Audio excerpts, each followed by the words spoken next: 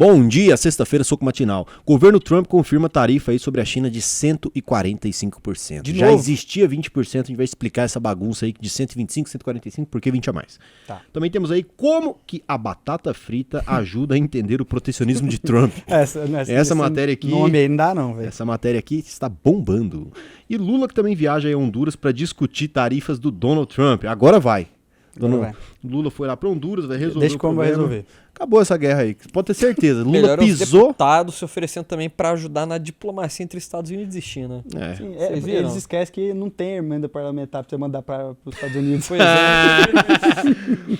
é. Manda lá o Frota, Tiririca, vai dar bom. E o Tiririca, inclusive, que até no outro canal, o Raul mesmo estava conversando, né, cara? O Tiririca foi um dos maiores mentirosos que já existiu nesse Congresso Nacional. Porque o slogan dele era, pior que tá, não fica. É verdade. Tem dois grandes mentirosos, o Tiririca e o Kurt Cobain também. Que como As You Are, né, aquela grande música, ele passa o refrão inteiro falando No, I don't have a gun. E ele tinha uma arma. Então, economia não será também o fator mais determinante aí na eleição, de acordo com a Haddad. De acordo com a Haddad, a economia não vai mudar nada. A economia não vai ser um fator determinante na eleição. É isso mesmo, Haddad. Haddad. E ele é o ministro da Economia. Você acredita no que você fala, Haddad? Então vamos começar aqui com o nosso querido Matheus Malheiros aí, nosso grande, querido, grande e querido só também, Matheus Malheiros. Não era isso, Malheiros, não era isso, inclusive, comente aí a diferença que vocês repararam no meu shape. Cuidado. Tô treinando. Calma aí.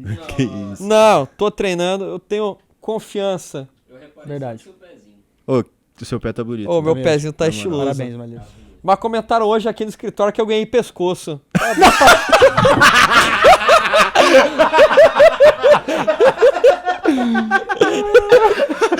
Já dá pra finalizar no jiu-jitsu.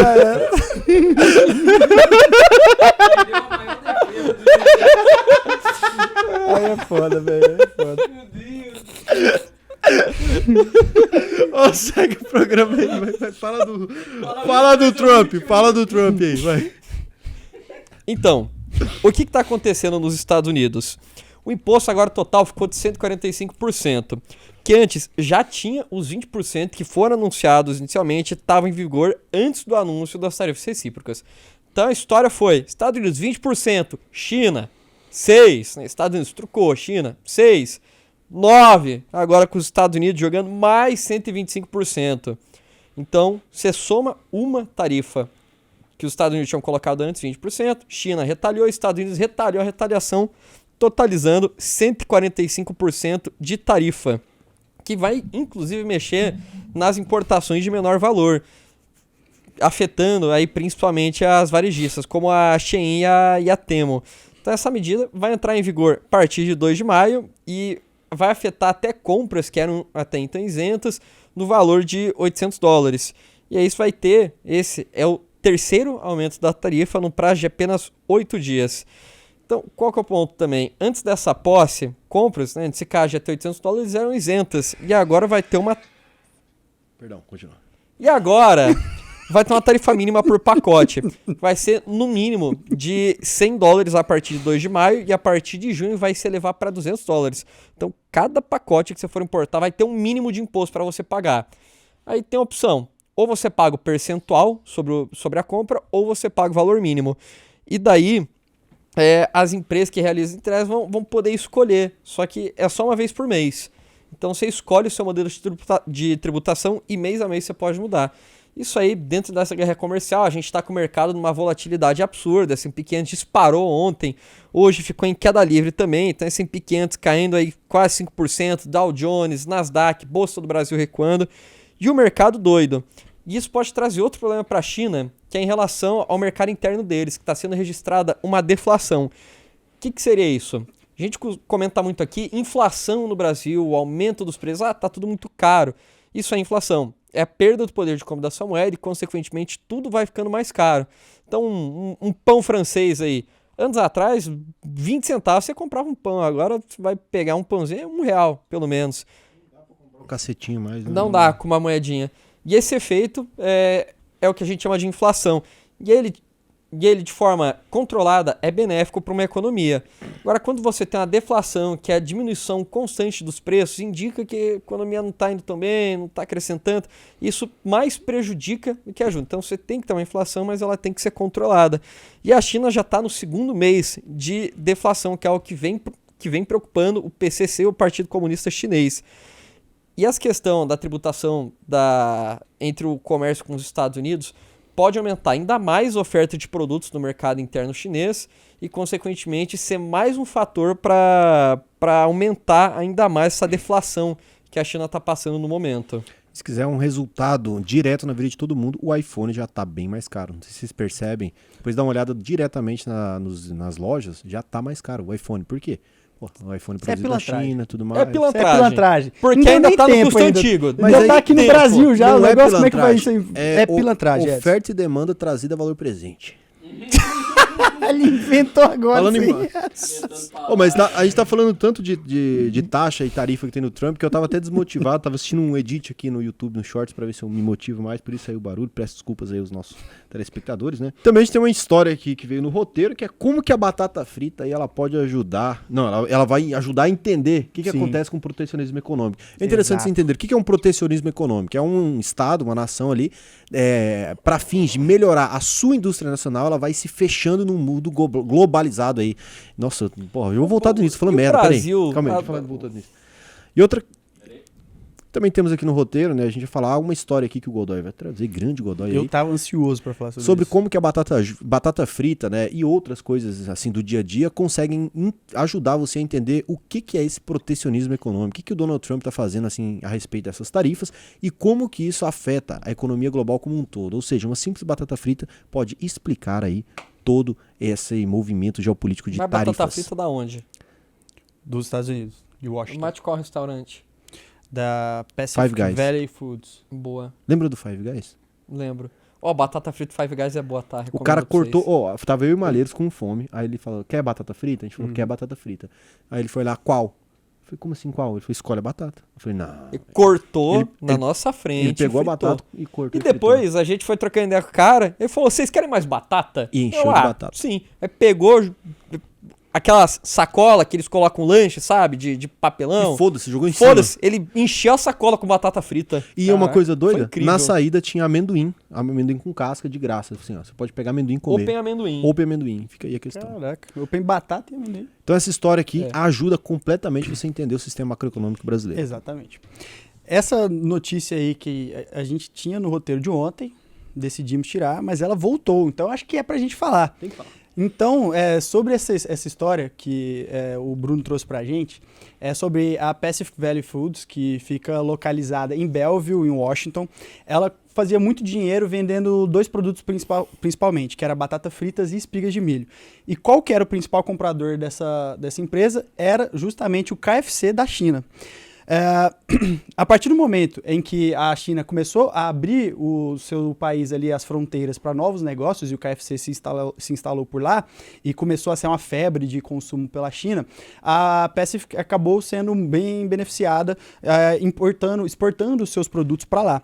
Porém, o Trump, no seu primeiro mandato, acabou mudando tudo isso. Em 2017, ele retirou os Estados Unidos da parceria transpacífica.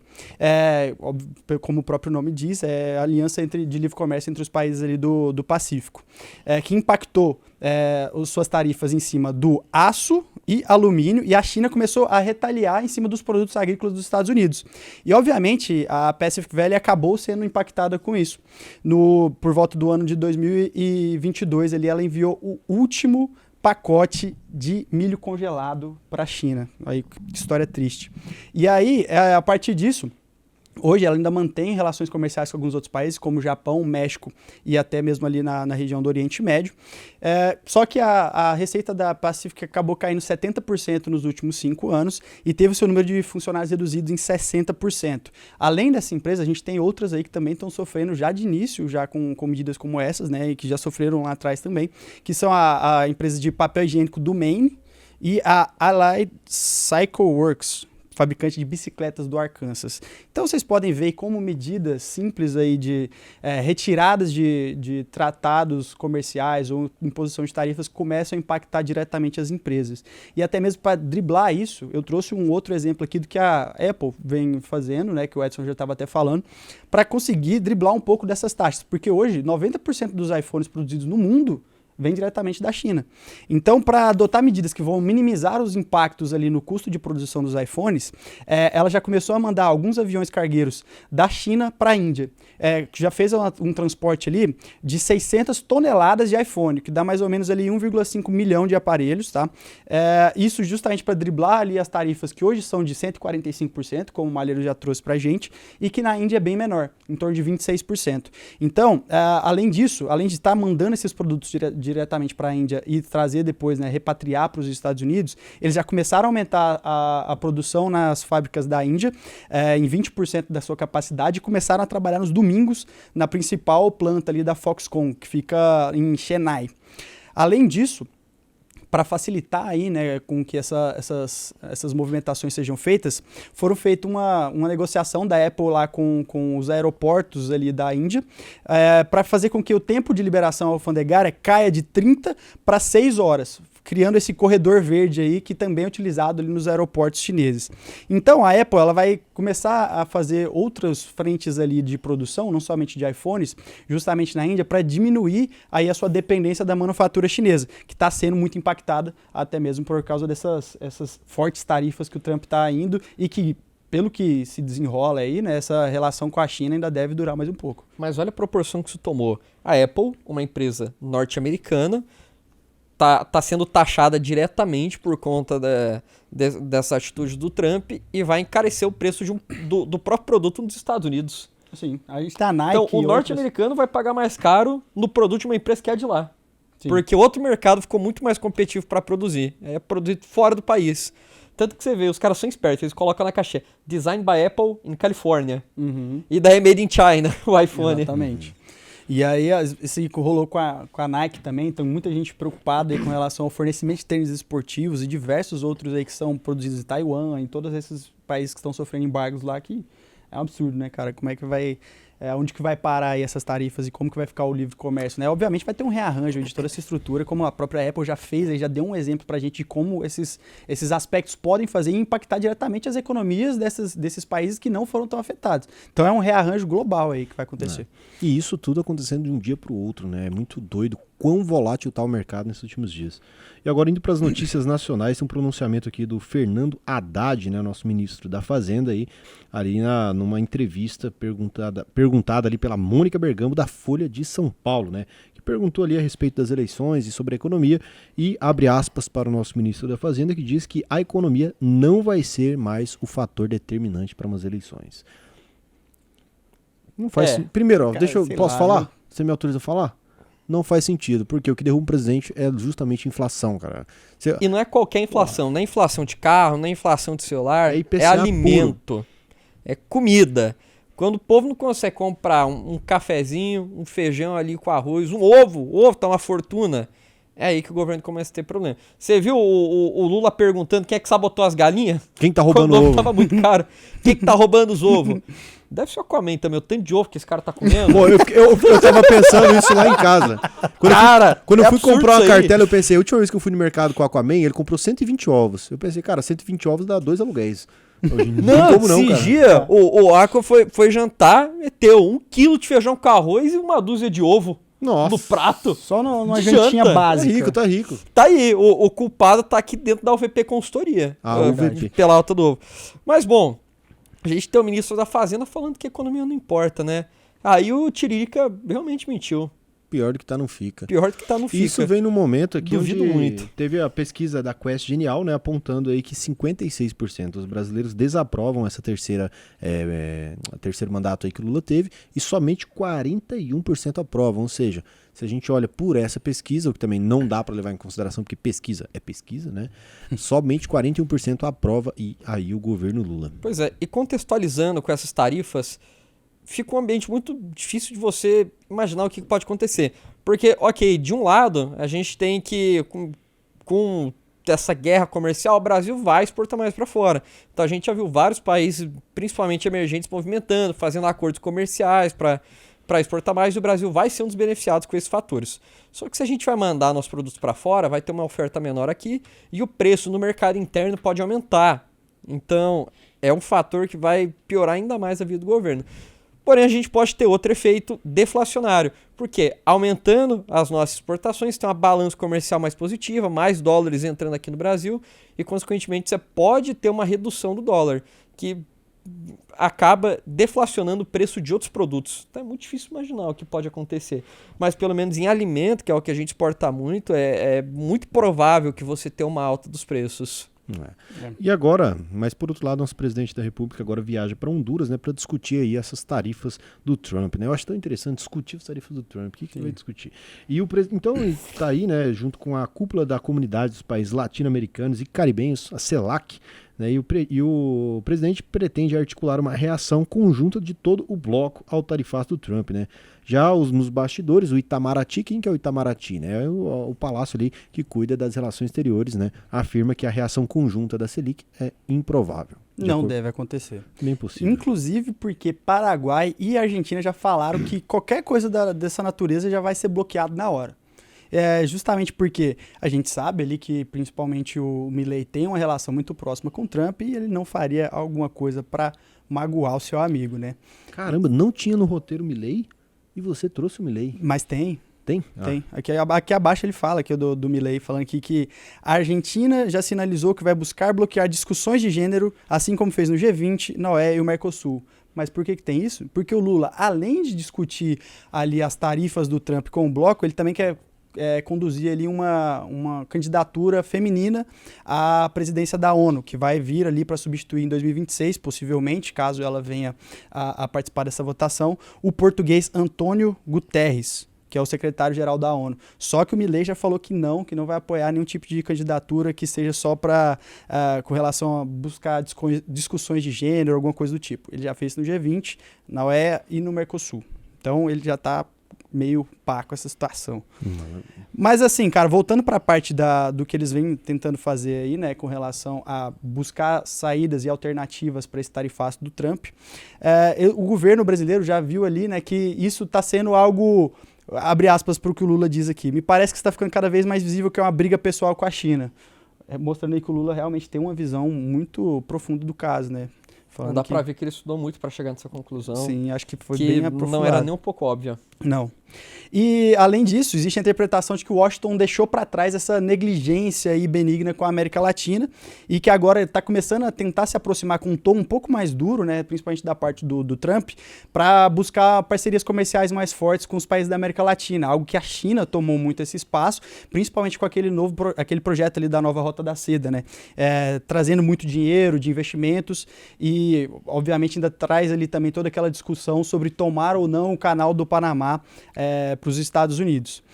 Voltando um pouco mais sobre o que é essa CELAC, né, essa comissão aí que o Edson trouxe para a gente, em 2020 o Bolsonaro tirou o país da CELAC, que reúne esses 33 países aí da região, mas o Lula já fez questão de voltar com essa aliança ali em 2023, principalmente porque a CELAC ela tem ali umas transações correntes em torno de 86 bilhões com o Brasil, tá, de dólares, e movimenta ali um mercado consumidor de em torno de 670 milhões de pessoas. Então é um mercado bem relevante que você sair de tratados, até mesmo fazendo um paralelo como que o Trump fez ali em 2017, né, ao retirar ali com relação às relações comerciais dos países do Pacífico, igual a gente trouxe do exemplo da Pacific Valley Foods, Bolsonaro fez uma coisa parecida ao tirar o Brasil de um bloco econômico como a própria CELAC. Então, por vezes, esses blocos de livre comércio, eles são importantes para a movimentação de países e fazer com que você tenha maior fluidez aí desses comércios, né? Cada vez mais embargos, você acaba trazendo maiores problemas e rearranjos novamente de estruturas comerciais.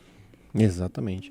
E agora fazer a leitura ali dos comentários, né, do vídeo anterior, começando ele com aqui Alex de Niterói, que disse aqui, pergunta, nos últimos meses eu acabei zerando todo o meu caixa. O que foi, Godoy? Oi, Godoy. Alex de Niterói. Deixa eu ler minha pergunta aqui. Ó. O Alex de Niterói disse: nos últimos meses eu acabei zerando todo o meu caixa enquanto aproveitava as oportunidades. Mas agora tô com uma dúvida. Eu separo uma parte para os aportes mensais para não ficar com o caixa zerado, ou vou seguir aproveitando as oportunidades? Em outras palavras, qual o melhor momento para montar um caixa de oportunidade? Sou raiz ainda? Sou raiz ainda? Ah, bom. Achei que você tinha virado consultor e ia responder a pergunta. Não, só fiz a pergunta para você responder. Ah, então tá bom. Obrigado. Então vamos lá, Thiago de Niterói. Tomar no seu cu. Vai. Cadê? Puxa a câmera aí pro Thiago de Niterói. Forte abraço aí. Alex. É Alex de Niterói. Ah, é. Ele Alex de dele. Niterói. Então, o caixa você usa quando? É bem simples, quando você tem oportunidade. Se agora você tá com a bolsa despencando, cheio de título de renda fixa, pagando um juro real acima de 8% ao ano, pré-fixado a 17%, por que você vai montar caixa nesse momento? Não faz sentido nenhum. Caixa você monta quando não tem nada para você comprar, o que não é o caso de agora. Aí já puxando, o Romário Campos, de Niterói, também perguntou aqui. O Banco do Brasil, BBS3...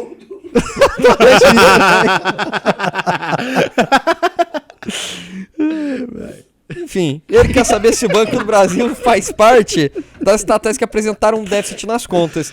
E ele comentou: estou com dúvidas porque sou investidor do banco e ele sempre vem apresentando bons lucros. Você respondeu a sua própria pergunta. O banco vem lucrando, não precisa se preocupar com nada. E o Thiago Silva falou: que bom que o Malheiros voltou, agora o povo LGBT voltou a ser bem representado.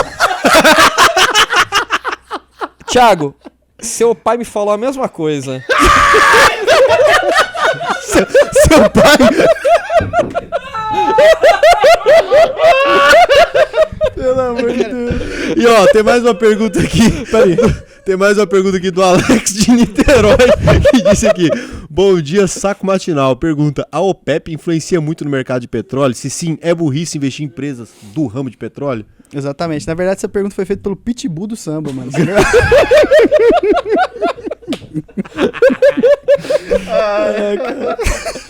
Cara, É o samba de Niterói? ele também deve ser.